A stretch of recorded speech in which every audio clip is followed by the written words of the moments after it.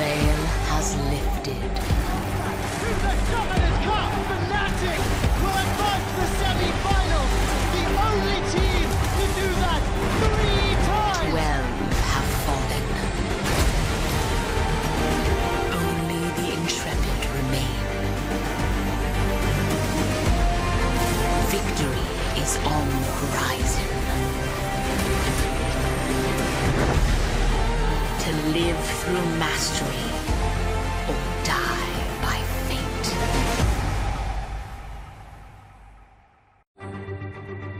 SKT definitely looks like the best team right now.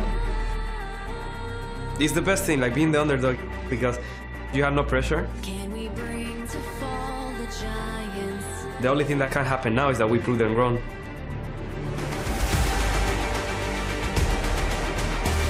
피키 선수가 워낙 옛날부터 오래 온 게이머고 굉장히 지금까지 하는 것만 봐도 성실히 오래 했다는 거에 반증이라고 생각하니까 많이 경계를 하고 있어요.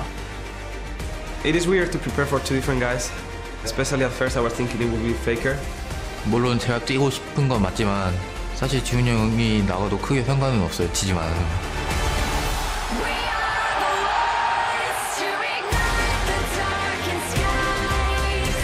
If it ends up working out and I end up doing good against Isihun, they can just swap him for Faker in the next game. 사실 페케 선수가 좀 예전부터 오랜 경험을 쌓아 오셨기 때문에 저희 둘 상대로도 1대1도 거듭나실 것 같다고 생각합니다. At season 1 I felt we had the level to take it. This one is almost the same. I don't feel like it's just gonna be hard because they are better than us. I feel it can go either way, and that's the hard part about it.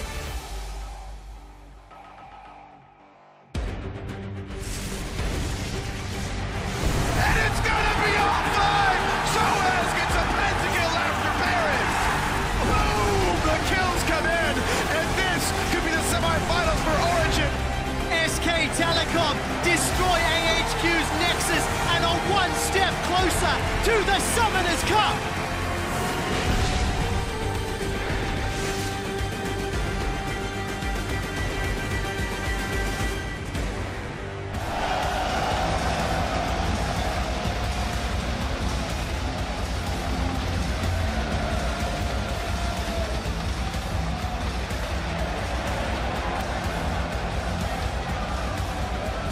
Welcome to the 2015 League of Legends World Championship semifinals. Of the 16 teams from around the globe that entered the tournament, only 4 remain in pursuit of the Summoners Cup.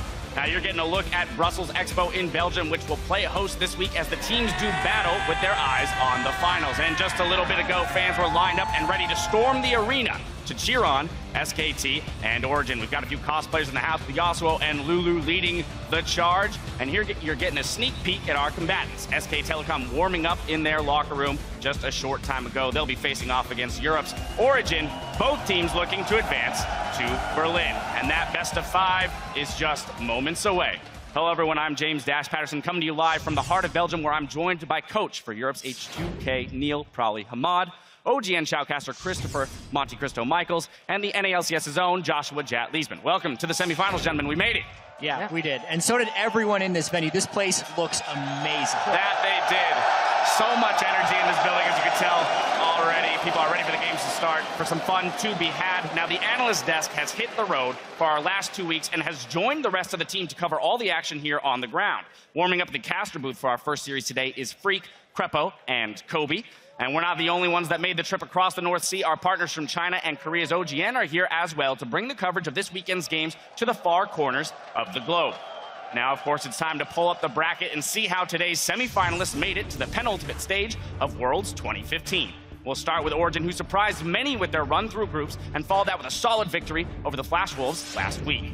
Yeah, Origin has been playing great this entire time, defying many of the expectations. Remember, most people didn't even see Origin coming out of the group stage, yet time and time again, when the decisive moments of the games happen, Origin are the ones coming out on top. And even though they don't usually have a gold lead early in the game, they've shown through some intelligent use of globals, teleports, that they can make big comebacks in a lot of their games and really stand with a lot of teams in the late game phase.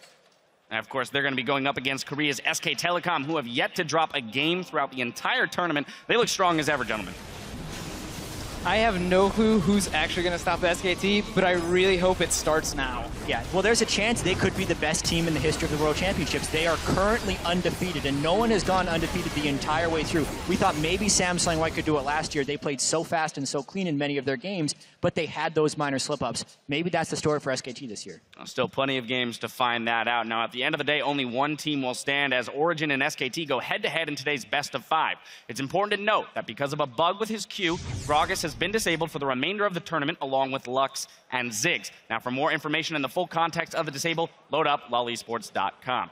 And as we close in on the finals, we want to give you some insider knowledge from the analysts joining us on the desk. So tweet your questions about the tournament at LoleSports with the hashtag AskTheDesk, and we'll run them by our European, Korean, and North American experts later today. And before we kick things off here in Brussels, we want to take a few moments to acknowledge an integral member of our team who's come home to cover the World Championship. To some, she's Effie de Portra, but to many, she's simply known as Shox.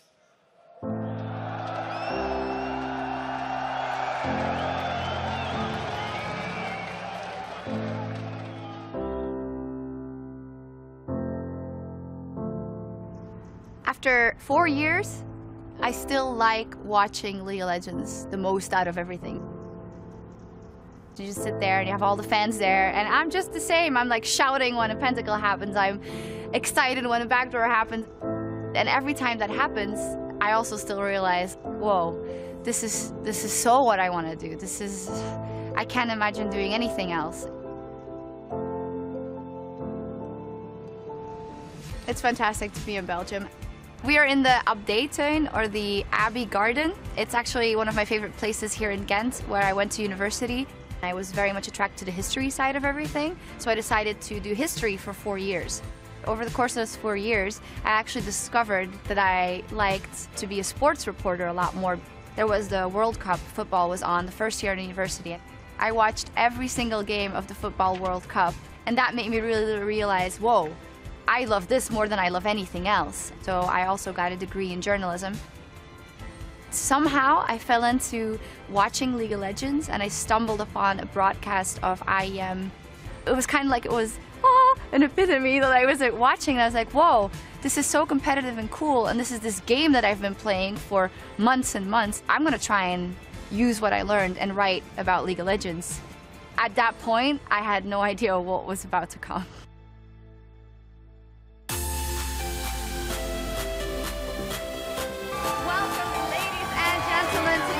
Legends Season 3 World Championship! Originally, actually, I never really thought about being on camera. It was never something that I was drawn to. I grew to like being on camera, I think. I have a lot of mannerisms that I didn't know that I had until I watched myself on camera. When I watch it back then, I just feel like I was very, very awkward, and I didn't really know how to present myself. I talk very fast, I still do. I started to like it along the way, and now it feels super natural. And it's awesome that now it feels that way, but it wasn't that from the beginning.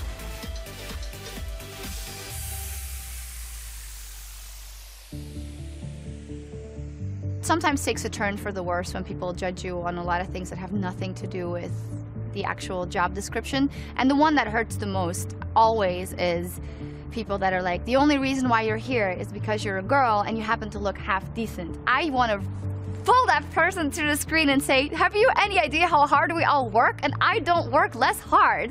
Like, I do just as much. And you just diminish me to just being a lady, a woman, a girl, whatever you want to call it. That is just, ugh. I love when they say, wow, you looked great today, your dress was awesome. Yay, good, but did you also like that interview? Did you think that should I ask that question differently? What should I do? I want someone to watch me and, okay, they might think, hey, there's a girl doing interviews, but then I want them to listen and think, wow, okay, she's doing a good job. This is what I wanted to hear from this player. And it's such a process because there's so much more factors that go into it. And the first thing that's important is making the player feel good and feel safe and feel confident to say what he wants to say. A lot of times people always think that, oh, you just burned this player or whatever, but most of the time that's because I've built a connection up with them over the years, or I've talked to them behind the scenes and I know how far I can go and I can't go and what would work. And sometimes it falls flat, but I'd like to think that they respect me now for what I do. I I think the most favorite interview that I've done has most recently been the Dyrus interview, because it was one of a kind. And I was quite nervous because I had thought about what to ask him, and I had different things. Okay, you know, what do you think is going to happen at TSM after? What's all of this? And then when it just happened, I just realized, no, just let him. He obviously wants to say something, and he'll be great at it.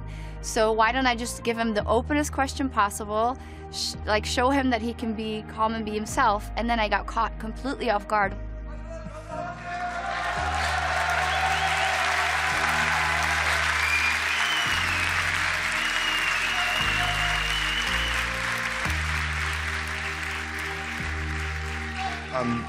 I'm really sorry to all of my fans that I let you down. It was very overwhelming, but the only thing I was like, I don't want to cry and have people look at me when I'm crying. Now, I don't care if I look bad. I want them to listen to him because this is his moment. And I feel like 2 years ago, I might have screwed that up completely and just been too nervous or said the wrong thing. And I felt really, really happy that I could navigate that, and I felt that that moment that we created was really special.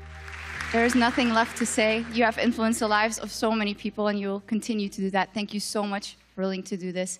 And one more time for Dyrus, his incredible career, and the fact that he was willing to talk to us here.